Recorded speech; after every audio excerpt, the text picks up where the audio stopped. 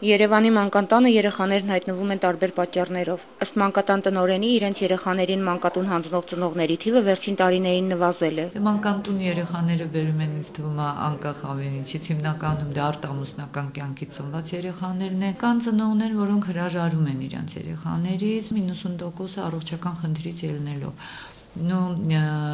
Եվ ունենք երեխաներ, որի ծնողները չունեն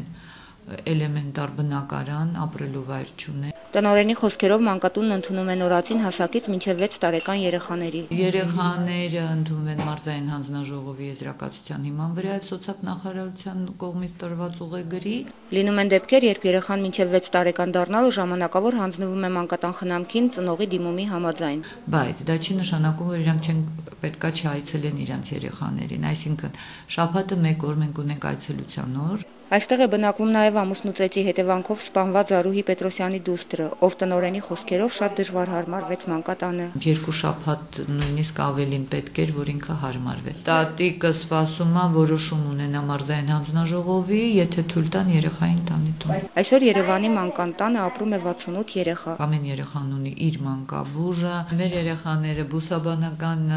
այգի են գնում, կենսաբանական այգի են գնում, ջրաշխար են գնացել ամռանը, հիմա պատրաստվում ենք